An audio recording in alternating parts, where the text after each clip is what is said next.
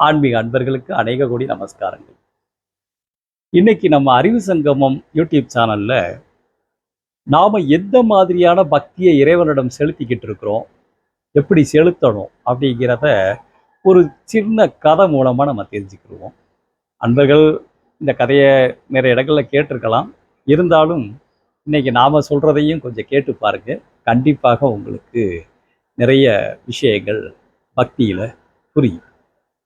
ஒரு பக்தன் ஒருவன் நெடுங்காலமா சிவனை பிரார்த்தனை பண்ணிக்கிட்டே இருந்தான். ஆனா நிறைய காலங்கள் ஆயிடுச்சு. அவன் சிவனை பிரார்த்தனை பண்ண பண்ண பண்ண சிவனுடைய தரிசனம் கிடைக்கவே இல்லையாம். அதே மாதிரி சிவன்கிட்ட அவர் வைத்த வேண்டுதல்கள் எதுவும் நிறைவேறவே இல்லையாம். உடனே அந்த பக்தன் என்ன பண்ணிட்டாராம், பயங்கர கோபமாயிட்டாராம். கோபமாயிட்டு சிவனை வணங்குவதுங்கிறது சைவ சமயத்தை தழுவுறது தானே. உடனே அவர் என்ன பண்ணிட்டாராம், நான் உன்னை நிறைய சாமி கும்பிட்டுட்டேன், நான் கேட்டதை எதையும் நீ கொடுக்கல, எனக்கு நீ தரிசனமும் காட்டலை அப்படின்னு சொல்லிட்டு அவர் என்ன பண்ணிட்டாராம், சைவத்துல இருந்து வைணவத்துக்கு மாறிட்டாராம். வைணவத்துக்கு மாறி பெருமாளை வழிபட ஆரம்பிச்சிட்டாராம். அதாவது விஷ்ணுவை வழிபட ஆரம்பிச்சிட்டாராம். அப்போ விஷ்ணுவை வழிபட ஆரம்பிக்கிறப்ப என்ன பண்ணாராம், அவர் வணங்கிக்கிட்டு இருந்த அந்த சிவன் விக்கிரகம்லாம் இருக்கு இல்லையா, அதை எல்லாத்தையும் மூட்டை கட்டி மேலே அவர் மேலே பரன் மேலே போட்டு வச்சுட்டாராம். நல்லா சுற்றி கித்தி பரன் மேலே தூக்கி போட்டாராம். டெய்லி பெருமாளுக்கு இவர் பூஜை செய்ய ஆரம்பித்தாராம். அது எப்படி பூஜை பண்ணுவாராம், வழக்கம் போல் சிவனுக்கு பண்ணுற பூஜை தான் பெருமாளுக்கும் பண்ணுறது. ஏன்னா அவர் நார்மலாக பண்ணுற பூஜைகள் தானே.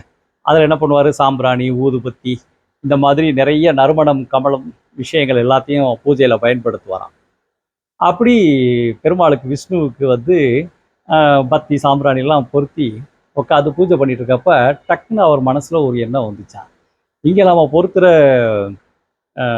சாம்பிராணியும் பத்தியும் பரன் மேலே கட்டி வச்சிருக்கிற அந்த சிவனுக்கும் போகுமே, அது தப்பாச்சு, அவனுக்கு எதுவுமே போகக்கூடாது அப்படின்னு சொல்லிட்டு வேகமாக பரன் மேலே ஏறி சிவன் சிலையை எடுத்து என்ன பண்ணாரா, ஒரு துணி எடுத்து சிவனுடைய விக்கிரகத்தில் இருக்கிற மூக்கு பகுதி இருக்கு இல்லையா, அதை சுற்றி மூடினாராம். சுற்றி மூடின அடுத்த நொடி அவருடைய கண்ணு முன்னாடி சிவன் பிரத்யட்சமாக காட்சி தந்தாராம். இந்த பக்தனுக்கு பயங்கர அதிர்ச்சி.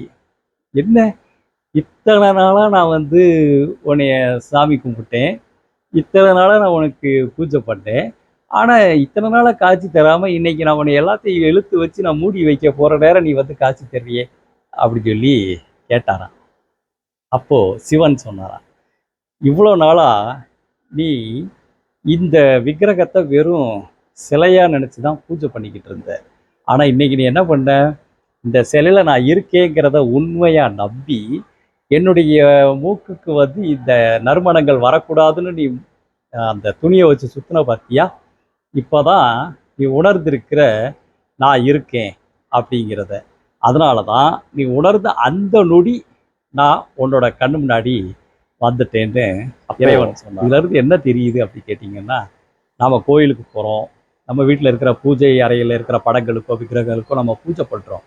ஆனால் அதை எப்படி பண்ணுறோம், ஆத்மார்த்தமாகவோ ஆழமான பக்தியையோ செலுத்தலை அப்படிங்கிறத இந்த கதை மூலமாக நமக்கு உணர்த்தப்படுது. ஆகவே அன்பர்கள் கோயில்களுக்கு செல்லும் போதும், இல்லை நம்முடைய பூஜை அறையில் நம்மளுடைய விக்கிரகங்களுக்கு முன்னாடியோ இல்லை படத்திற்கு முன்னாடியோ பூஜைகளை செலுத்தும் பொழுது இறைவனை முழுமையாக உணர்ந்து நம்ம பூஜை செய்கிறப்போ இறைவன் கண்டிப்பாக பிரத்யட்சமாக நம்ம கூடவே இருப்பார் அப்படிங்கிறத உணர்த்தவே இந்த சிறு கதை. நன்றி.